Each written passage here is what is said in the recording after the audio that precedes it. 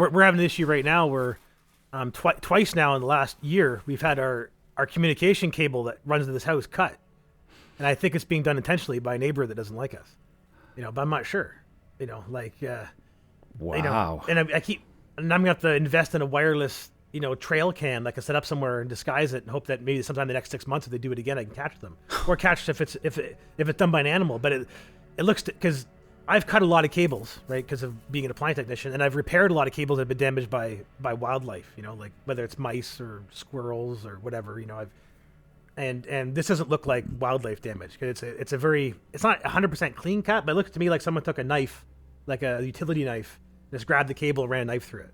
And that's what it looks like to me, and it's frustrating because, like, I don't associate with our neighbors really, but I've said hi to them when I see them when I'm walking on the beach or whatever, or if we're walking down the road, we bump into them. I don't ask them for favors. I don't, we had them over for a party back in September to try to get to know everybody, and I brought a bunch of them into the studio and they're like, oh, this is awesome. We have all these musician friends that would love to jam with you. And I gave them my phone number and I never hear anything from anybody. Like everything feels kind of disingenuous and two-faced, which, I mean, that's, from what I understand, that's I'm being told that's normal here in Nova Scotia, that everybody acts all friendly and bubbly to your face, and as soon as the doors close, it's like, fucking asshole from Ontario coming over here and fucking, incomers, yeah.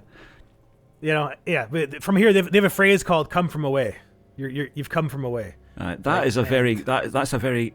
could very well be a Scottish thing, a Scottish West Coast Irish kind of thing. But I am Scottish. That's what pisses me off. Like, I mean, I don't, you know what I mean? Like, my ancestors came from the same place their ancestors came from. My grandfather grew up an hour down the road from here. Yeah. Fuck off. But so I don't know. I don't know if someone's doing this intentionally to piss us off, or just maybe it is like some razor tooth fucking animal that just bites like fucking knives. I don't know. It's. Because there's no hesitation marks anywhere in the cable. There's no other marks other than the incision right where it is. Like it looks to me like it's done deliberately, and it's happened twice, and it's happened. And the cable we have is almost half a kilometer long, and and both cuts happen within 10 feet of each other. Yeah, it's suspicious, right? Isn't it? Yeah. Yeah, and it's on the end. It's like it's within earshot of someone's house where the cable gets cut. Like there's I'm pointing this way. It's over this way because there's about 300 meters that way we have some houses in the like there's like a little street or a little road that goes through there. A guy bought a plot of land the same size as ours and turned it into like a little subdivision. And like I think he sold like little lots to all of his friends and stuff, right? He kind of curated his own neighborhood. But they run like a little town over there. Like they have community meetings and stuff, and they discuss issues, and apparently we've been discussed many times. And I'm like, you're an issue, are you? I don't know how I could be, like I appreciate everything about living on the ocean that it comes to bring. Like the variance in the weather, the wildlife, the stunning views. Everything about it is like what I wanted. But and I'm not like the kind of person that shows up and starts trying to bark orders and change things. Like I'm a very go with the flow kind of guy. So I don't know. Personally, everybody probably thinks themselves this way, so it's hard to say. But like personally, if I'm going to have a new neighbor, I'd want them to be like me, because I'm not the kind of guy that's going to show up and start arguing about property lines and arguing about just trying to make their name known, like I'd rather just be, like I said, go with the flow. I'd rather become one of you rather than try and, but I've been an alien no matter where I go, so I'm not used to not fitting in. I'm used to not fitting in, but I'm not used to having my telephone internet cable cut. When you live in the middle of nowhere with no cell phone signal, like, I mean, once that line's cut, we have no communication. We have to drive somewhere to like. So communicate. So you it's cut because your internet just goes down. That's how, and your phone doesn't work. Yeah, so all of a sudden the internet stops working, and then we go upstairs, check the router, and the router says there's no incoming signal. It's a fiber optic connection, right? And then we go and we follow the cable. Let's go walking through the woods on a tour following the cable. And you can repair that yourself, can you? No, you can't fix fiber optic cables. Well, maybe I shouldn't say you can't. I'm sure there's a fitting somewhere, but because this cable's proprietary and it's owned by like a monopoly, they don't want us fixing it. So then I have to call the one telecom company and say, hey guys, can you come out here and fix our shit up? And they're like, yeah, we'll be there in the next 3 to 5 days and blah blah blah blah, and luckily they came out the next day, and we were only without communication for about 12 hours. And is the cut's not on your property? It's on someone else's property, is it? Well, it's on our property. Yeah, It's on your property. Yeah. Yeah, both times it was, But I'm gonna send you a picture of the cut too.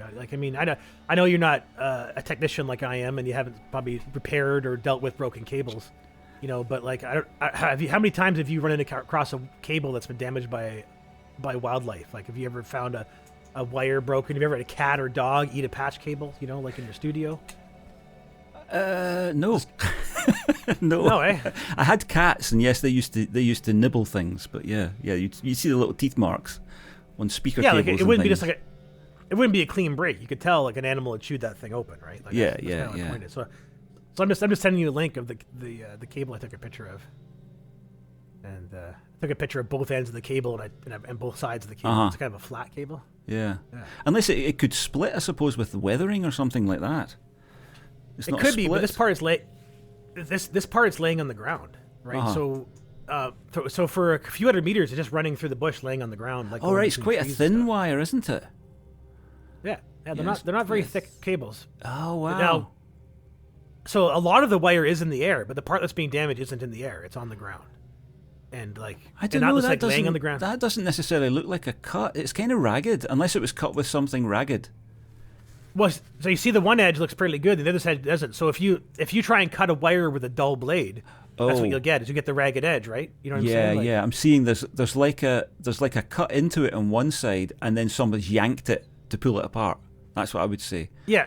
What's I'm saying is like someone, because like I said, I deal with wiring as a technician. I used to deal with rewiring and fixing cables on like a daily basis, right? So like I know what it looks like when someone uses their teeth to pull a wire apart. I know what it looks like when they use side cutters. I know what it looks like when they use tin snips. I know what it looks like when they use a single blade.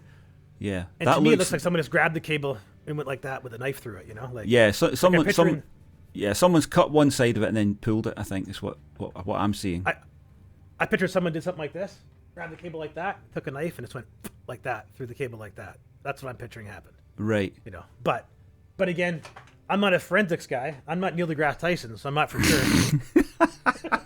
Well, maybe we should get Neil deGrasse Tyson onto the case. I mean, we could. I'm sure he'd have something to say about it. He'll probably tell me I shouldn't assume the gender of the person that cut the wire. It was a them. Yeah. Yeah, that definitely looks suspicious.